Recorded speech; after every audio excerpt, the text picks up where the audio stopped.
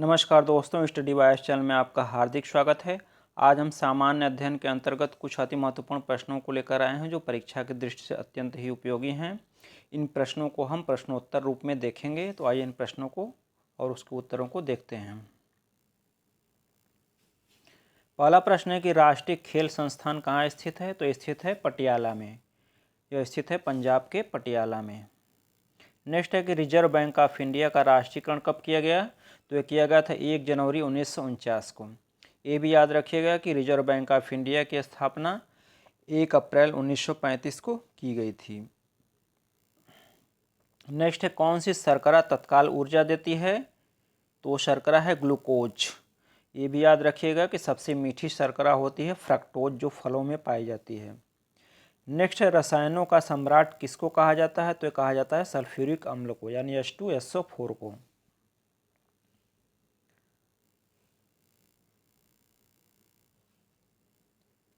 Next है महाबली का महामस्तकाभिषेक किस राज्य में होता है? तो एक कर्नाटक राज्य में होता है। नेक्स्ट है प्रकाश का रंग किसके द्वारा निर्धारित होता है? तो ये तरंगदैर्ध्य के द्वारा निर्धारित होता है। और लाल रंग के प्रकाश की तरंगदैर्ध्य सबसे ज़्यादा होती है और सबसे कम होती है बैगनी की। नेक्स्ट है होरोलॉजी का संबंध किससे है? तो इसका संबंध है समय मापक विज्ञान से। नेक्स्ट तुजू दर्रा किस राज्य में स्थित है? तो याद रखिएगा ये मणिपुर में स्थित है। नेक्स्ट है क्रेडिट कार्ड के नाम से कौन जाना जाता है? तो जाना जाता है प्लास्टिक मनी। याद रखिएगा प्लास्टिक मनी को क्रेडिट कार्ड भी कहते हैं। नेक्स्ट है क्षेत्रीय परिषदों का गठन किसके द्वारा किया जाता है? तो इसका गठन किया जाता है राष्ट्रपति के द्वारा। और क्षेत्रीय परिषदों का संविधान में उल्लेख नहीं है, तो इस प्रकार से संविधानेतर संस्था है। नेक्स्ट है भारतीय संविधान में संघवाद का प्रावधान किस देश से प्रेरित है? तो ये प्रेरित है कनाडा के संविधान से। याद रखिएगा भारतीय संविधान में संघवाद का जो प्रावधान किया गया है वो कनाडा के संविधान से प्रेरित है। नेक्स्ट है काफ़ी अनुसंधान संस्थान कहाँ स्थित है? तो स्थित है कुर्ग में। कुर्ग कहाँ पड़ता है? तो पड़ता है कर्नाटक में। कर्नाटक भारत में कॉफ़ी का सबसे बड़ा उत्पादक राज्य है। नेक्स्ट देखते हैं विश्व गौरैया दिवस कब मनाया जाता है? तो ये मनाया जाता है 20 मार्च को। याद रखिएगा 20 मार्च को क्या मनाया जाता है? विश्व गौरैया दिवस। नेक्स्ट है मकान कर तथा चराई कर किस सुल्तान ने लगाया था? तो वो लगाया था अलाउद्दीन खिलजी ने। इसको याद रखिएगा मकान कर तथा चराई कर अलाउद्दीन खिलजी ने लगाया था। नेक्स्ट है मीनाक्षी मंदिर कहाँ स्थित है? तो स्थित है मदुरई में। मदुरई कहाँ पड़ता है? तमिलनाडु में पड़ता है। और मदुरई पांड्य शासकों की राजधानी थी। पांड्य शासकों का प्रतीक चिन्ह था मछली। नेक्स्ट है मानव मूत्र के पीले रंग के होने का कारण क्या है? तो इसका कारण है यूरोक्रोम नामक वर्णक। मूत्र में यूरोक्रोम नामक वर्णक पाया जाता है जिसके कारण मानव मूत्र का रंग पीला होता है। नेक्स्ट है ग्लैम्पसिस ऑफ वर्ल्ड हिस्ट्री यानी विश्व इतिहास की झलक किसकी पुस्तक है? तो ये पुस्तक है भारत के प्रथम प्रधानमंत्री जवाहरलाल नेहरू की। इनकी एक और प्रसिद्ध पुस्तक है डिस्कवरी ऑफ इंडिया यानी भारत की खोज। नेक्स्ट है कौन सा अनुच्छेद धन विधेयक से संबंधित है? तो ये है 110 अनुच्छेद। याद रखिएगा 110 अनुच्छेद का संबंध धन विधेयक से है। और 112 का संबंध अनुच्छेद का है वार्षिक वित्तीय विवरण का, जिसे कि आमतौर पर बजट कहते हैं, लेकिन बजट शब्द का उल्लेख भारतीय संविधान में नहीं है। उसकी जगह वार्षिक वित्तीय विवरण यूज किया गया है शब्द। नेक्स्ट पेट्रोलियम किस युग की चट्टानों से प्राप्त किया जाता है? तो प्राप्त किया जाता है टर्शियरी युग की अवसादी चट्टानों से। याद रखिएगा टर्शियरी युग की अवसादी चट्टानों से पेट्रोलियम प्राप्त होता है।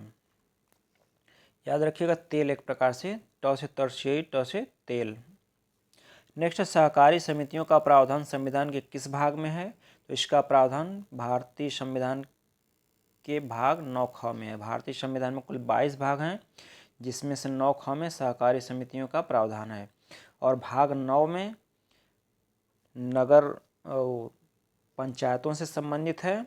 और 9 क में स्थानीय निकायों से, शहरी स्थानीय निकायों से है, ये भी याद रखिएगा।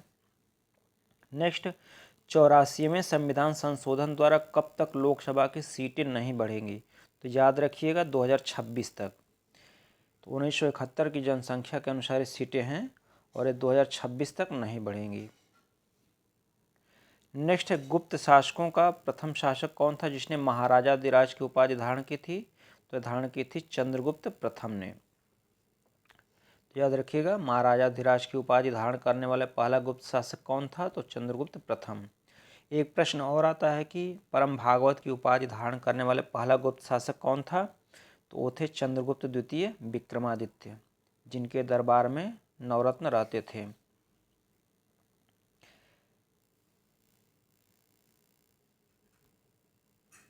नेक्स्ट, हिंदू वृद्धि दर का संबंध किससे है? तो इसका संबंध है राष्ट्रीय आय की वृद्धि से। याद रखिएगा हिंदू वृद्धि दर का संबंध है राष्ट्रीय आय की वृद्धि से। ये प्रति व्यक्ति आय की वृद्धि से संबंधित नहीं है, इसको लेकर कंफ्यूज मत होइएगा। प्रश्न में दोनों विकल्प रहते हैं कि हिंदू वृद्धि दर का संबंध किससे है, राष्ट्रीय आय से या प्रति व्यक्ति आय से। तो इसका संबंध राष्ट्रीय आय की वृद्धि से। नेक्स्ट है, खजुराहो के मंदिरों का निर्माण किन शासकों ने किया था? तो ये किया था चंदेल शासकों ने। याद रखिएगा खजुराहो के मंदिरों का निर्माण चंदेल शासकों ने किया था। और खजुराहो के मंदिर कहाँ स्थित हैं? तो स्थित है मध्य प्रदेश के छतरपुर जिले में। ये मंदिर आमतौर पर 950 ईस्वी से लेकर 1050 ईस्वी तक बनाए गए थे के बीच। नेक्स्ट है, कौन सी नदी मकर रेखा को 2 बार काटती है? तो वो नदी का नाम है लिम्पोपो नदी। याद रखिएगा लिम्पोपो नदी मकर रेखा को 2 बार काटती है। ये अफ्रीका महाद्वीप की नदी है। तो ये भी याद रखिएगा कांगो नदी विषुवत रेखा को 2 बार काटती है। प्रश्न है कि कौन सी नदी विषुवत रेखा को 2 बार काटती है? तो कांगो नदी। और कर्क रेखा को 2 बार काटने वाली कौन सी नदी है? तो भारत की माही नदी है, इसे भी याद रखिएगा। नेक्स्ट है, भारतीय संविधान में भारत को क्या कहा गया है? तो कहा गया है यूनियन ऑफ स्टेट्स, यानी राज्यों का संघ। तो प्रश्न एक बार आया था तो उसमें 2 विकल्प दिए थे, यूनियन ऑफ स्टेट्स और कॉन्फेडरेशन ऑफ स्टेट्स। तो याद रखिएगा यूनियन ऑफ स्टेट्स है, न कि कॉन्फेडरेशन ऑफ स्टेट्स। आगे बढ़ते हैं। प्रश्न है कि लघु सिंचाई परियोजनाएं किसको कहा जाता है? तो ये कहा जाता है 2 हेक्टेयर से कम सिंचाई भूमि वाली परियोजनाओं को लघु सिंचाई परियोजनाएं कहा जाता है। नेक्स्ट,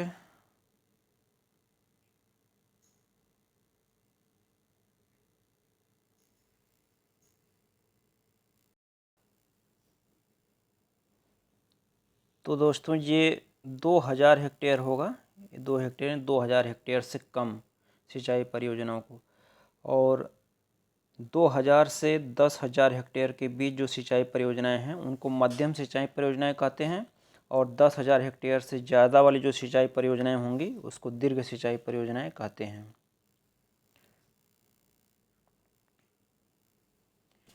नेक्स्ट, ग्रैमी पुरस्कार प्राप्त प्रथम भारतीय कौन थे? तो वो थे पंडित रविशंकर। तो याद रखिएगा ग्रैमी पुरस्कार प्राप्त प्रथम भारतीय पंडित रविशंकर थे।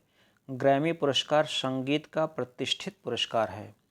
नेक्स्ट है, रबड़ किस में घुल जाता है? तो घुलता नेफ्था में। याद रखिएगा रबड़ नेफ्था में घुल जाता है।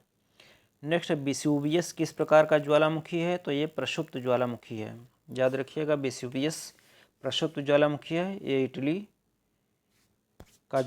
का ज्वालामुखी है, इटली देश का। ज्वालामुखी 3 प्रकार के होते हैं, सक्रिय, प्रक्षुब्ध और मृत। सक्रिय ज्वालामुखी में बराबर उद्गार होता रहता है। प्रक्षुब्ध ज्वालामुखी में बहुत दिनों के अंतराल के बाद ज्वालामुखी उद्गार होता है। जबकि मृत ज्वालामुखी में कभी भी ज्वालामुखी का उद्गार नहीं होता है। नेक्स्ट, अंडे में कौन सा प्रोटीन पाया जाता है? तो पाया जाता है ग्लोब्यूलिन प्रोटीन। नेक्स्ट, वर्षा कराने में, कृत्रिम वर्षा कराने में किसका प्रयोग होता है, किस रसायन का? तो ये प्रयोग होता है सिल्वर आयोडाइड का, AgI का। तो याद रखिएगा वर्षा कराने में कृत्रिम वर्षा सिल्वर आयोडाइड का प्रयोग होता है। और ये भी याद रखिएगा सिल्वर नाइट्रेट का प्रयोग मतदाताओं की उंगली पर निशान बनाने के लिए किया जाता है। किसका प्रयोग किया जाता है मतदाताओं के उंगली पर निशान बनाने के लिए? तो सिल्वर नाइट्रेट का। और सिल्वर ब्रोमाइड का प्रयोग फोटोग्राफी में किया जाता है। तो याद रखिएगा तीनों को, फोटोग्राफी में सिल्वर ब्रोमाइड का, मतदाताओं की उंगली पर निशान बनाने के लिए सिल्वर नाइट्रेट का, और कृत्रिम वर्षा कराने में सिल्वर आयोडाइड का प्रयोग होता है। नेक्स्ट, दल बदल से संबंधित कौन सी अनुसूची है? तो 10वीं अनुसूची। याद रखिएगा दल बदल से संबंधित 10वीं अनुसूची है। भारत के संविधान में कुल 12 अनुसूचियां हैं। नेक्स्ट, कटमाई ज्वालामुखी कहाँ स्थित है? तो स्थित है अलास्का में। तो अलास्का संयुक्त राज्य अमेरिका का एक प्रांत है, वहीं पे कटमाई ज्वालामुखी स्थित है। और अलास्का प्रांत को अमेरिका ने रूस से खरीदा था। नेक्स्ट है, किसने लॉर्ड रिपन को भारत के उद्धारक की संज्ञा दी थी? तो दी थी फ्लोरेंस नाइटिंगेल ने। यानी फ्लोरेंस नाइटिंगेल ने लॉर्ड रिपन को भारत के उद्धारक की संज्ञा दी थी। और लॉर्ड रिपन वायसराय का कार्यकाल था 1880 से 1884 के बीच।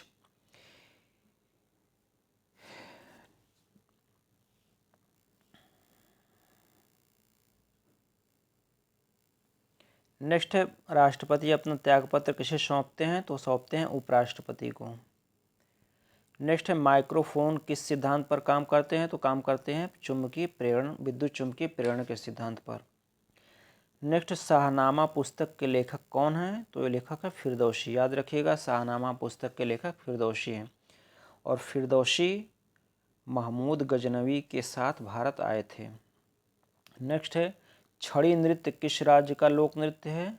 तो आंध्र प्रदेश का। तो याद रखिएगा आंध्र प्रदेश का प्रसिद्ध लोक नृत्य है छड़ी नृत्य। नेक्स्ट है, मॉन्ट्रियल प्रोटोकॉल का संबंध किससे है? तो इसका संबंध है ओजोन परत के संरक्षण से संबंधित है। मॉन्ट्रियल क्या है? कनाडा का एक शहर है। और यहीं पर ओजोन परत के संरक्षण को लेकर 1987 में एक सम्मेलन हुआ था, उसी के तहत मॉन्ट्रियल प्रोटोकॉल बना था।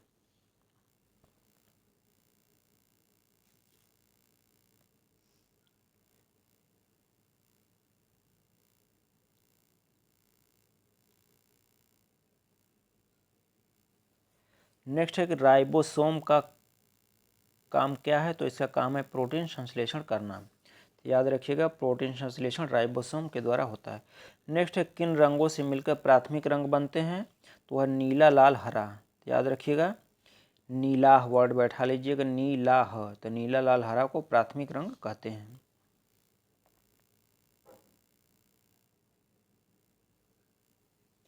नेक्स्ट है कि सर्वप्रथम लोकायुक्त का गठन किस राज्य में किया गया था? तो किया गया था महाराष्ट्र राज्य में। और कब किया गया था? तो 1972 में। याद रखिएगा सर्वप्रथम लोकायुक्त का गठन महाराष्ट्र राज्य में 1972 में किया गया था। नेक्स्ट है, अब तक भारत में कितने लोग उप प्रधानमंत्री बन चुके हैं? तो 7 लोग। अब तक 7 लोग भारत में उप प्रधानमंत्री बन चुके हैं। नेक्स्ट है, ऊनी वस्त्र उद्योग के लिए प्रसिद्ध धारीवाल किस राज्य में स्थित है? तो पंजाब राज्य में स्थित है। याद रखिएगा। नेक्स्ट है, कृषि विपणन एवं निरीक्षण निदेशालय कहाँ स्थित है? तो स्थित है फरीदाबाद में।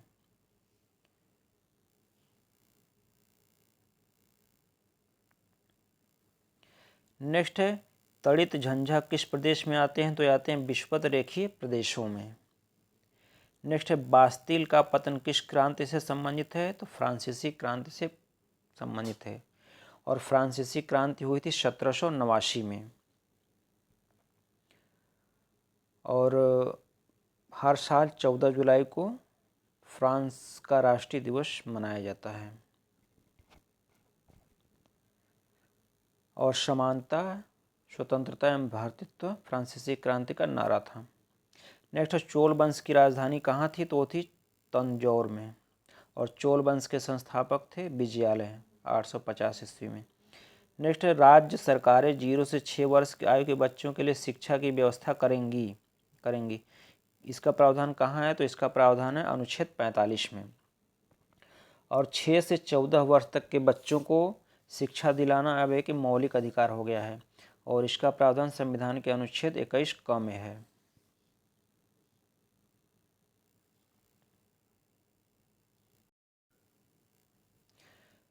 तो दोस्तों, ये सामान्य अध्ययन से संबंधित अति महत्वपूर्ण 50 प्रश्न थे जो मैं प्रश्नोत्तर रूप में लेकर आया था। ये प्रश्न आपको यदि अच्छे लगे हों तो आप वीडियो को लाइक कर दीजिएगा, और चैनल को अभी तक सब्सक्राइब न किए हों तो सब्सक्राइब भी कर दीजिएगा, ताकि आगे जब भी मैं वीडियो अपलोड करें तो उसका नोटिफिकेशन आप तक पहुँचे और आप वीडियो को देख सकें। तो वीडियो देखने के लिए आप लोगों का बहुत बहुत धन्यवाद।